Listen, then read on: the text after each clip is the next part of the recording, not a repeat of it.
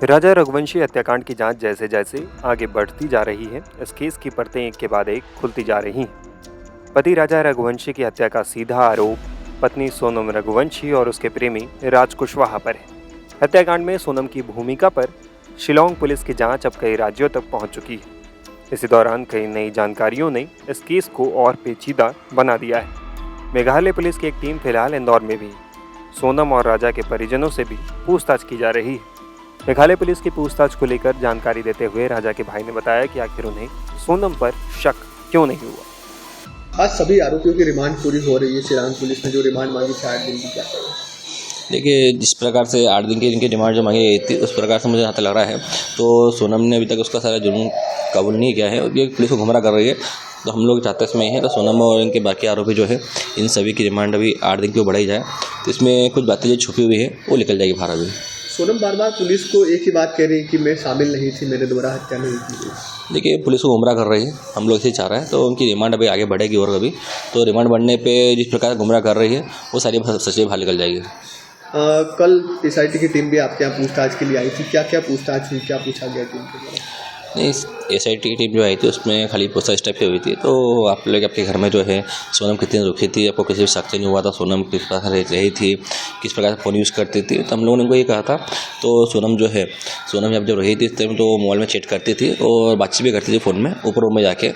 तो क्योंकि हम लोगों ने शक इसलिए नहीं करा ज़्यादा, क्योंकि इसके बाद अपने माता पिता जो है दोनों ने कहा था हमको। तो सोनम जो है कंपनी में जो उसका जो काम रहता है उस प्रकार से कंपनी के क्लाइंटों से बात करते रहती है। तो हम लोगों से शक नहीं करा ज़्यादा।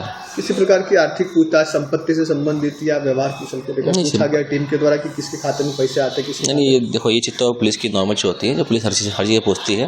जैसे कि हमसे पूछा गया था आपका बिजनेस क्या है, तो हमने बताया हमारा काम ट्रांसपोर्ट काम हमारा है और उसमें पैसे जो है हम तीनों भाई के खाते में आते हैं और राजा के खाते में पैसे आते हैं और राजा के खाते में ज़्यादा आते हैं।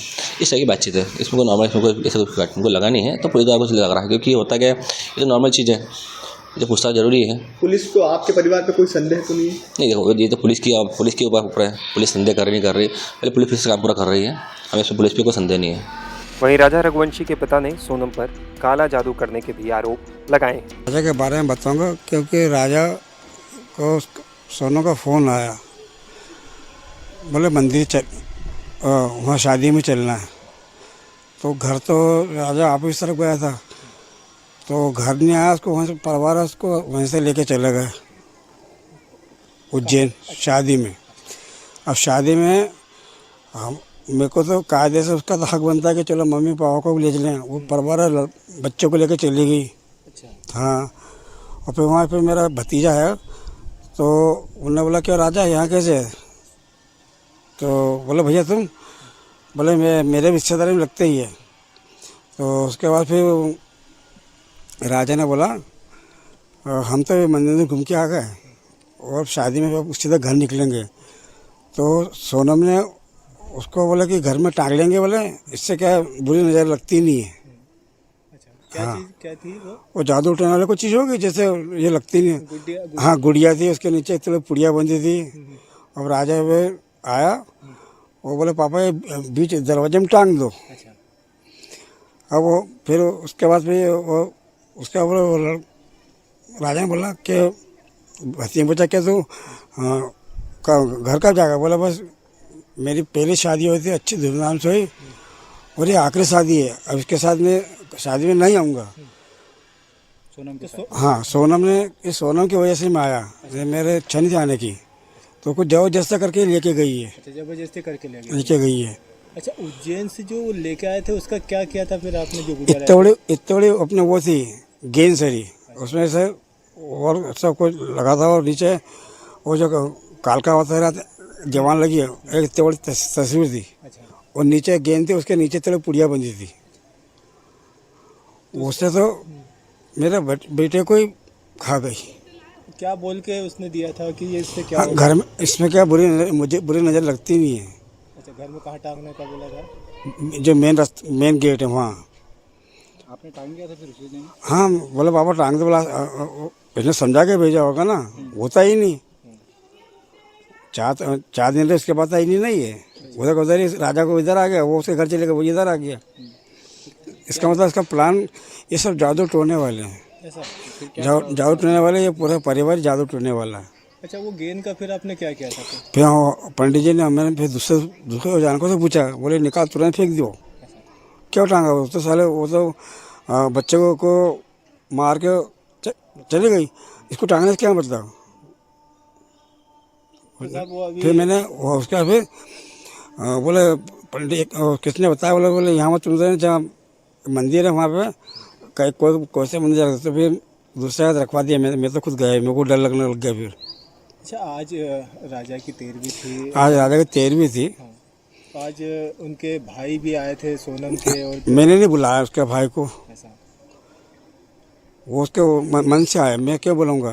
तो मैंने तो रिश्ता उसी दिन तोड़ दिया जिस दिन से मेरे बच्चे को ने मार डाला। पर उसका कहना है कि मैं अपने जीजा जो दामाद है उसके लिए न्याय के लिए लड़ते रहूँगा। नहीं, वो न्याय के लड़ने नहीं आया, वो दिलासा दे रहा है कि मैं केस में लगाऊंगा, पूरा जिम्मेदारी में उठाऊंगा। तो वो क्या है, उसकी बैंक के लिए केस लड़ेगा ताकि छूट जाए। उसके बाद फिर वो उसको बाहर निकाल लाएगा। वो सिर्फ एक्टिंग कर रहा है ऐसा ताकि मैं इनके सहारे रहूँगा, तो नहीं तो, और मैं तो पूरे समाज से बेअदल कराऊँगा। और उसको आजीवन कार्रवाई से पातला पानी क्या कहते हैं ना, वो काला पानी सजा होना चाहिए, मतलब फांसी। अच्छा, वो अपने विपिन भैया और सचिन भाई का कहना है कि भैया इनके परिवार की माता पिता की भी इसमें भागीदारी इनके माता पिता की भागीदारी। जब कोई बच्चे गलत करता है, अगर मेरा बच्चा गलत करता है तो मुझे मालूम है मेरे बेटे को सही बोलना, बेटे ने ऐसा करना चाहिए। तो पूरा उनके माँ बाप सबको मालूम है। अच्छा, राजा को क्या कुछ पसंद था? वो आज भोज में क्या कुछ बनाया उसके लिए? वो तो खाना वो कम खाता था, काजू बादाम पिस्ते ये खाता था। तुमने सबको बोला है, काजू बादाम पिस्ते सब खाता था। उसको चिल्ला के बोलते बेटा खाना खा लेता, जरा चावल खाता था सिर्फ। तो उनकी पसंद का आज कुछ भोज भी हाँ बनाया ना। क्या बनाया था? उसमें काजू वाजू डाले थे, जो खाता था। ठीक है, आपका नाम बताइए। अशोक रघुवंशी। और उसके पिताजी आज तक नहीं आया, हमेशा गोविंद आता है। तेरा दामाद मराना था ना, तो तू तो आना था ना, पर नहीं, वो गोविंद को आगे ढाल बना रहा है ताकि मैं बचता रहूं। कभी कोई फोन वगैरह लगाया आपको, कोई बात करें? फोन ही ना आया, किस मुंह से लगाएगा, क्योंकि खुद ही लोग टारगेट बनाते हैं, इनका काम यही है। तो उनको हमने आमंत्रण भी नहीं दिया था साहब कि 13वीं का इनका। मैं क्या बोलूँगा, जब मैंने रिश्ता तोड़ दिया, मेरे बेटे को खा गई। हत्यारे ना वो तो, और ऐसे हत्यारों को सजा मौत की सजा होना चाहिए, फांसी। और पाता वो उसके जो एक बार जाने के बाद नहीं आते ना, वो अंदर सड़ जाए, अंदर मरने के बाद ही वहाँ से बाहर निकलती है।